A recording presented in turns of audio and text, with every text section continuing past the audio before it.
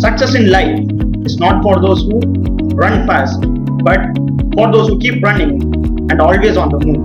Today, we have with us Dr. Raghavan Echambadi, fondly known as Professor Raj Echambadi, the President of the Illinois Institute of Technology. Professor Echambadi is an alumnus of the Mechanical Engineering Department of our College of Engineering, Guindy. He completed his master's degree in business administration from Anna University and later obtained his doctorate from the prestigious University of Houston.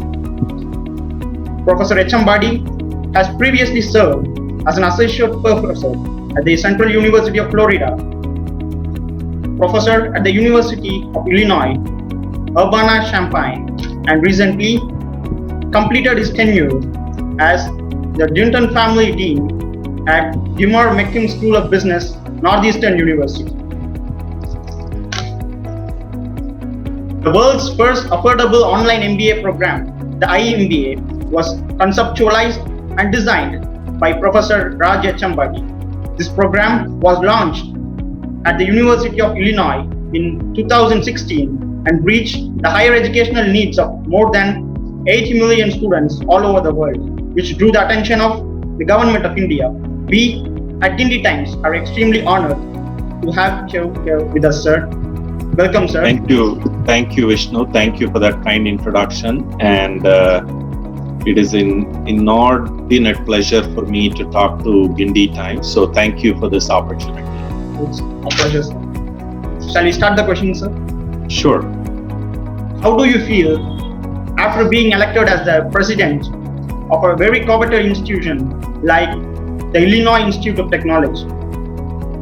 I'm very excited about the opportunities here at the Illinois Institute of Technology. We call it Illinois Tech here. It is actually in downtown Chicago. If you see through my window, there's the baseball team, White Sox, that's there, and you can see Lake Michigan here. So it's in the heart of the city. Very humbled and very honored to be named as the president at Illinois Tech. I am the 10th president in the 131-year history of Illinois Tech and the first person of Indian origin to take over the leadership here. And very quickly, what excites me about Illinois Tech is its mission. Illinois Tech was founded in 1890 because of what we call as $1 million sermon by Minister Frank Wakely Gonzalez, who talked about bringing people of all backgrounds together and educating them with technology so that they become leaders in the modern industrial economy at that point in time. And when you think about it, Vishnu, that mission is as relevant today because affordable education in the face of technology is extraordinarily critical. Because if we don't provide affordable and accessible education in technology to all students and all learners, then we have great danger of exacerbating the digital divide and therefore the long run equality of a country or a society is actually affected. So I'm very excited about the possibilities here. Yes, sir. It's a proud moment for Guindy Engineering College to have you at the hub of social change. Thank you. How did College of Engineering Guindy help you in achieving great heights in the fields of business administration and shaping your career in academia? I would say to you, I was actually in the mechanical engineering batch 85, 89. And so obviously, I learned critical thinking there at Guindy, and the faculty were terrific. But more importantly, I found the fellow students were incredible. And that is where a lot of learning for me happened. So it's not only the critical thinking skills, the content skills that I learned at Guindy, but I think the human-centered skills I learned from my peers. And then, of course, I worked for a year, came back to do my MBA from Anna University because it was one of those places that only admitted technologists but provided them with the business background. And here I am 30 years later, heading a technology university. And without that training in business and human-centered skills, I'm not sure I would be where I am today. So thanks to Guindy, thanks to the faculty, the staff, the wonderful students that made it all possible. As you said, Guindy is an absolute place for overall personality development. Yes, absolutely. It cultivates the whole student, and that is what I love about our education there. Could you tell something memorable from your days at College of Engineering, Guindy? I was actually in the final year. We did a project on masked valves. That was my final year project. And why am I calling it memorable? Because it was a fairly difficult project, and we embarked on something that we knew was going to be challenging. But over the entire year, I think our project mates rallied together. We worked with a local corporate partner on technical advice. And despite a lot of setbacks, we had so many setbacks during that year-long project.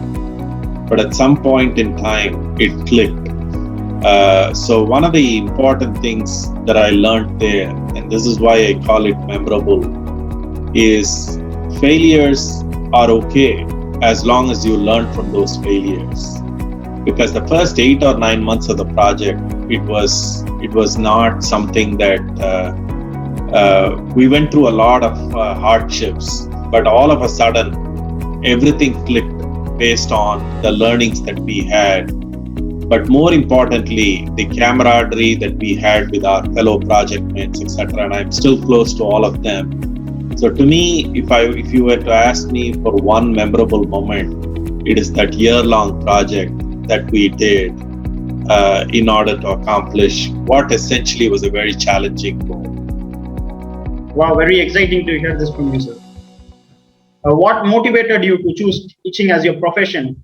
How did you transition from an engineering professional to a management academician? Did my PhD,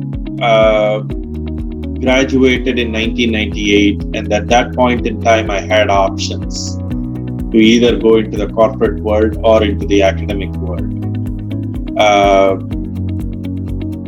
To me, it was a no-brainer. I had studied obviously in India, where my education was highly subsidized by the government. And I came here to the US fully funded by the University of Houston. So I knew the power of accessible education, affordable education. And my original thought at that point in time was, instead of going to the corporate world, it was important for me to go into academia and serve the various stakeholders who made my education possible. And then, of course, at a very broad level, academia is about teaching, it is about engaging with young minds all the time, which renews you. And it is also about research, working on cutting edge problems that benefit society. So the combination of all this, the ability to teach, the ability to do some interesting research that benefits the world at large, and the fact that there was a personal resonance with the mission of providing affordable and accessible education. To me, all these things pointed to only one direction, and that was to follow my heart and get into an academic career. Your words are really inspiring us, sir. What inspired you to launch an internationally acclaimed and cost-efficient initiative like IMBA? So the same thing, as I said, to me, I knew the power of education, but more importantly, for all segments of society to participate in the higher education revolution, if you will. You need to make education affordable and accessible. At that point in time, I was at the University of Illinois at Urbana-Champaign, and a 2-year MBA degree cost about 60,000 plus your housing and accommodation costs and so on, and living costs. So it used to be about close to $80,000 to $100,000, and I felt that we needed to have another option. Illinois was founded. The University of Illinois was founded about 150 years ago on a land grant mission signed by President Abraham Lincoln, who wanted to democratize education to all walks of life. So I thought, why not connect back to the broader mission and enable the University of Illinois to launch an affordable MBA. So we launched this product, we call it the IMBA, in 2015. The first batch we admitted in 2016 for a price of $22,000. And our goal there was, not only should it be affordable to the US population, but hopefully it'll be affordable to wide range of a global audience. And if people couldn't afford it, we could always scholarship people. So that was the main goal in terms of doing this.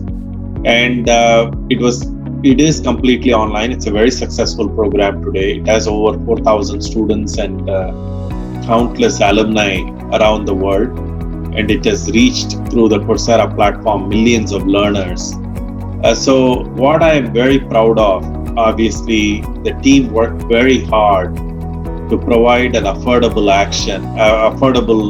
option to millions of learners around the world, and that benefits the society and the world at large. So that is the story of our journey, and I'm very glad to have been a part of it.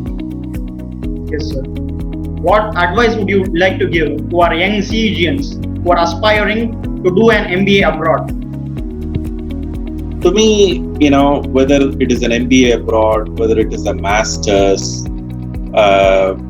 or whether you're going into a corporate job or a not-for-profit, etc., to me, there are some basic learnings that I have accumulated over my professional career. And to me, when I think about it, the first piece of advice I'll say to people is, don't fear failure. Failures are an integral part of life. As long as you learn something from the failure and don't repeat it again, you're going to be fine. But don't expect perfection in everything that you do. And don't let perfect be the enemy of the very good. So that would be my first advice. Be okay with failures. Prepare yourself, and after all that, if it fails, it was never meant to be. And then learn and get better. The second thing I would say to you is embrace ambiguity. Life is not all black and white.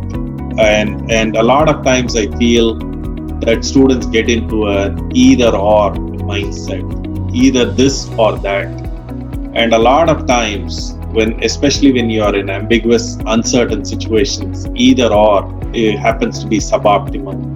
And the way to think about it is both and. For example, when we launched the IMBA, when you looked at the other programs, they all used to say, we are a very high quality, high price program. Or people who do affordable programs, which were slightly lower in terms of quality. This is an either or thinking. And we asked the question, can you offer a high quality program and low cost? Can it be together? Both can be possible, which is what embracing ambiguity to me is all about. And the third thing I would say is connected to my first point. At the end of the day, work with a wide variety of people.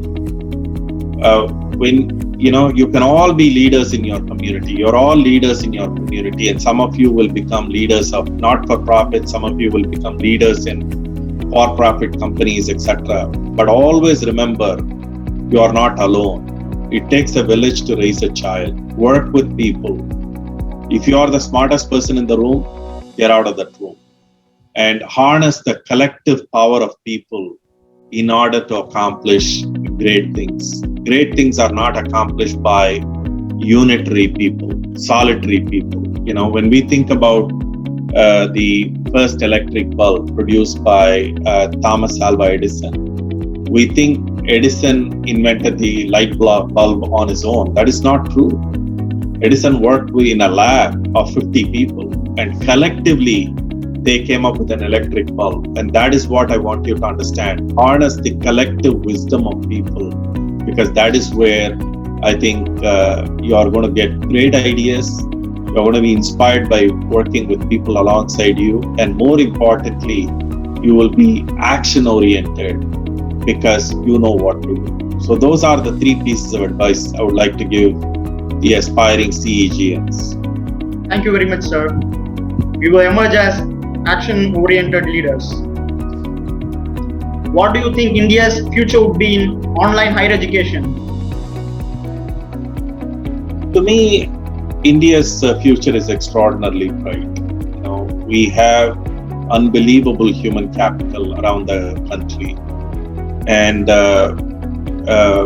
we are known for our education. Obviously, I'm in American higher education, and when I look around and talk to people here, people know about the quality of Indian education and the quality of Indian students and so on. But just like the world is going digital, I always like to use the phrase digital convergence. Now, when you think about it, I'm sitting 10,000 miles away from you, and you and I are able to have a face-to-face conversation via technology. So our worlds have become physical and the digital worlds have converged. And so to me, online or a virtual medium is going to be extraordinarily important, because if it is face-to-face instruction, it is going to complement that face-to-face instruction.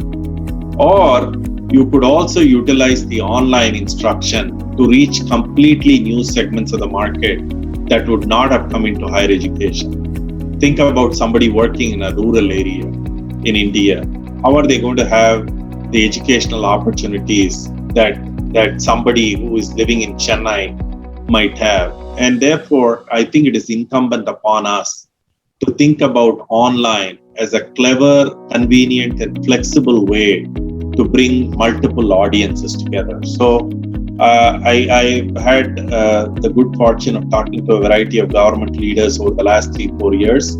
I think India is on the right track as far as education is concerned, and online will only strengthen what we do.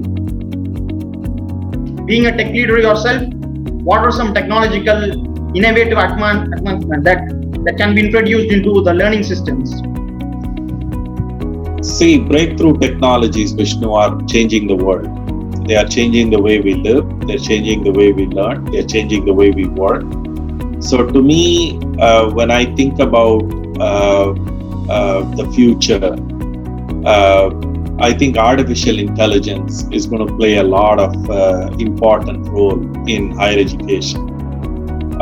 Because one of the things in face-to-face instruction that we have had is we treat it all as a one-size-fits-all. But artificial intelligence enables us to understand if there are 400 students in your class, all 400 are different. And you can actually enable student success in a very, very different way than what was essentially possible. Virtual reality, augmented reality, I think they are going to play a huge role as far as the future is concerned. But to me, beyond getting into the specifics of AI or VR, AR, etc., I think what we need is an open-mindedness to look at potential technologies and see how these technologies can be utilized in our learning so that we can enable student success and positive student outcomes. But again, the future is very bright. This is the age of computing, the fourth industrial revolution. And as long as we learn to harness the power of technologies for good student outcomes, great things are here to stay. Yes, sir. We are sure that technology will bring a more social change in education systems. Absolutely. What are some innovative teaching methods that India needs to learn from the Western world to meet global standards? I would be hesitant in saying the Western world knows everything about teaching, because I think it is, to me, the way I would frame this question, Vishnu, is we should all learn from each other. The East has a lot of wisdom. Yes, pardon? Like Vivekananda. Yes, absolutely. And to me, when I think about, we had Nalanda University, long 1500, 1600 years back. So the way I would think about it is, what are good things we can all learn from each other so that collectively we benefit society. And in that context, what the Western world does extraordinarily well is it helps individual students achieve their potential. And they offer, at least I can tell you from my experience, I was a technical person when I came in to do my PhD, but they gave me a well-rounded education, gave me a variety of options.